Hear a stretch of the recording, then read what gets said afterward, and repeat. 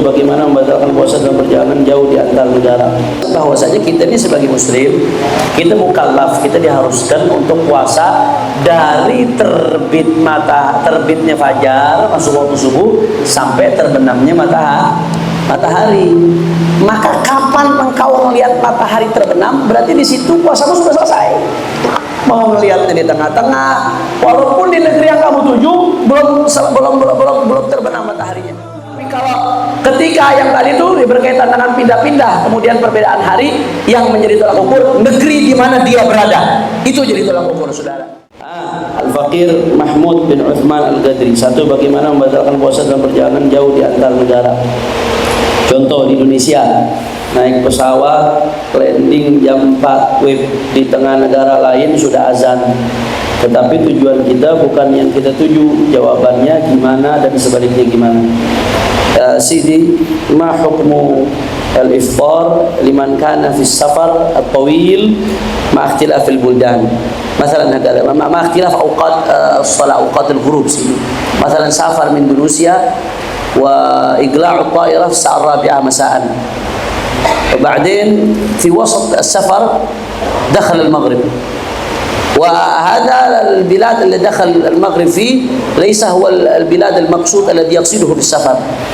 ماذا يفعل؟ هل يجوز له أن يفطر؟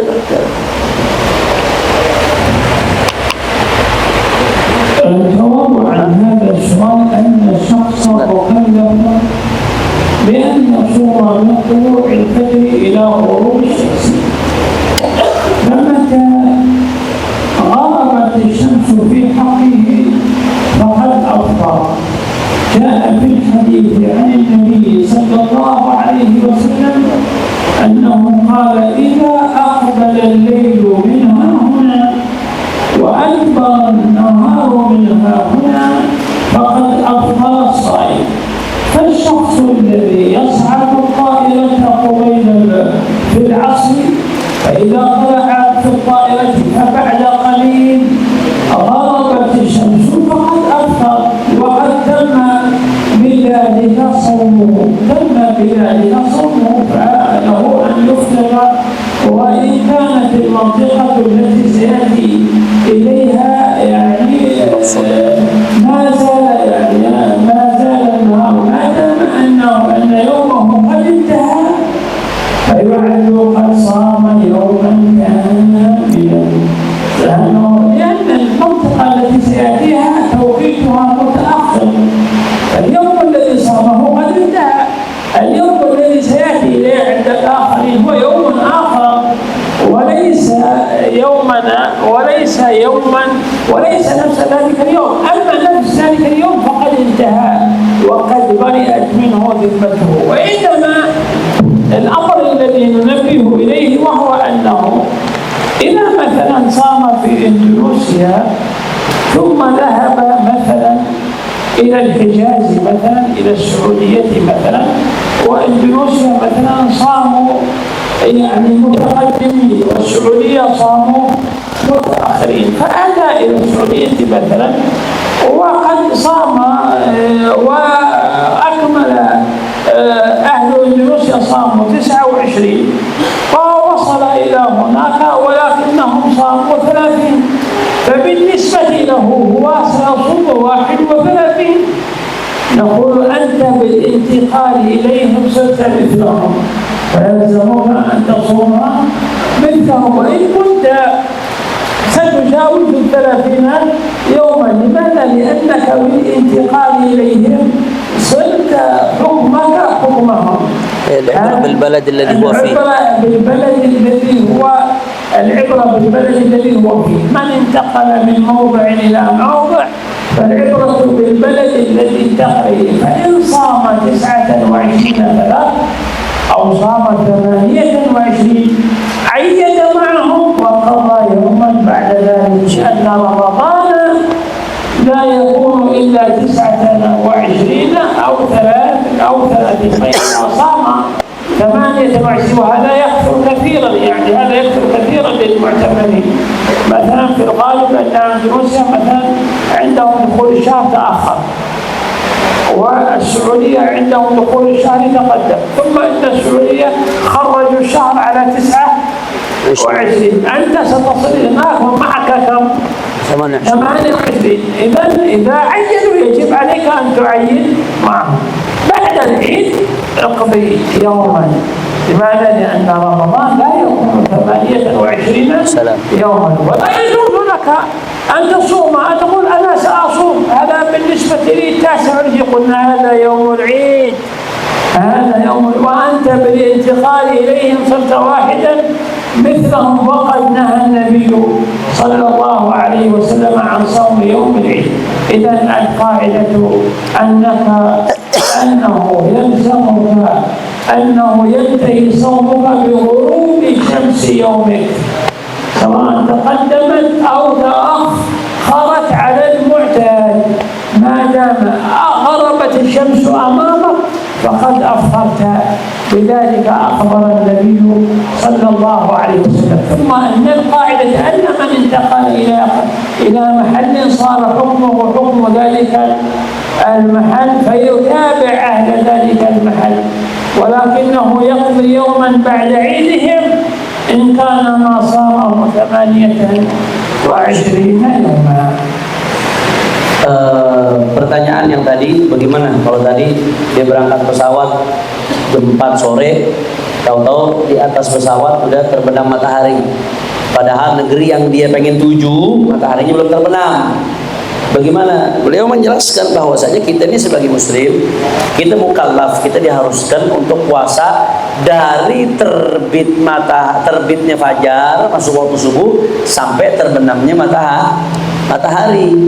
Maka kapan engkau melihat matahari terbenam, berarti di situ puasamu sudah selesai. Mau melihatnya di tengah-tengah, walaupun di negeri yang kamu tuju belum terbenam mataharinya. Kapan kamu melihat matahari terbenam, simpel, puasamu selesai. Buka puasa, silahkan. Jelas atau tidak? Walaupun negeri yang kamu tuju belum terbenam mataharinya. Itu yang pertama, ya. Jelas atau tidak? Itu kesimpulan yang pertama. Ada masalah sebetulnya yang lebih yang lebih luas lagi dari ini. Kalau kamu pergi ke luar negeri, ya misalkan kamu udah puasa 30 hari, ternyata mereka puasanya terlambat sehari, mereka juga sempurna 30 hari. Misalkan di Indonesia nih, di Indonesia ente berangkat hari ke-30 Ramadan. Indonesia Ramadannya sehari lebih cepat dari Saudi misalkan. Ente sampai ke Saudi, orang Saudi baru hari ke-29, itu udah puasa 30 hari. Tahu-tahu orang Saudi puasa lagi sehari. Berarti kalau ente puasa lagi sehari, puasanya jadi berapa? 31. Ada nggak bulan puasa 31 hari? Nggak ada.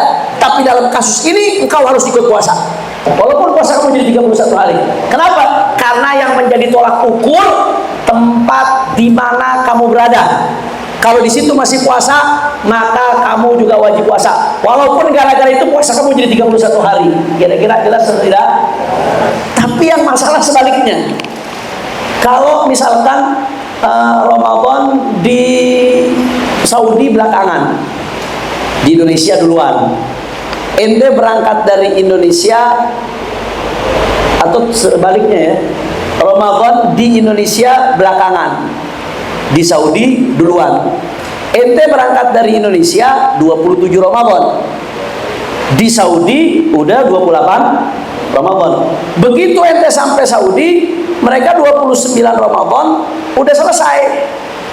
Sedangkan ente baru puasa 28 hari. Jatuhnya karena karena dia duluan. Baru puasa 20 hari, mereka udah Id. Ente baru puasa 28 hari, mereka udah 29. Karena ente telat, ente datang ke situ, ente baru puasa 80 hari, mereka udah Id. Bagaimana? Begitu mereka Id, ente lanjut puasa nggak sehari enggak? Ente buka puasa. Ikut berhari raya dengan mereka. Nggak boleh ente puasa di hari tersebut, karena hari tersebut adalah hari raya. Tapi sehari setelah hari Id, ente harus nambah sehari lagi. Tapi selesai sholat, karena nggak ada puasa 28 hari. Lebih boleh, kurang jangan. Jelas atau tidak? Karena nggak ada puasa 80 hari, yang ada puasa 29 hari. 29 30 nggak ada puasa 20 hari sudah. Jadi kalau begitu ente sampai ente baru 28, mereka udah 29. Ternyata mereka habis tu'id. Ya udah ente ikut, walaupun ente baru puasa 20 hari jatuhnya. karena dari Indonesia telat. Tapi setelah ente ikut id dengan mereka, setelah selesai id, besoknya ente puasa lagi sehari. Beb, anda mau langsung puasa tuh hari id, Beb? Kan bagi anda tuh puasa ke 29 hari. Enggak, bagi negeri itu adalah hari raya.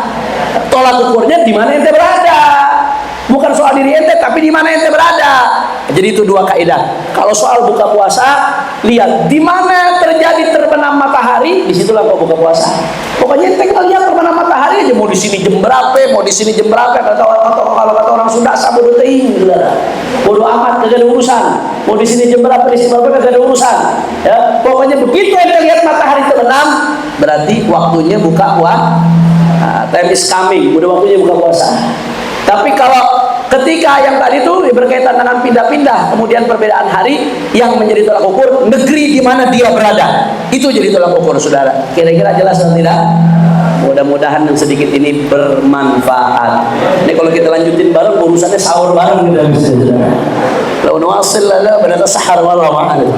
Nah, insyaallah mudah-mudahan yang kita sampaikan ini bermanfaat.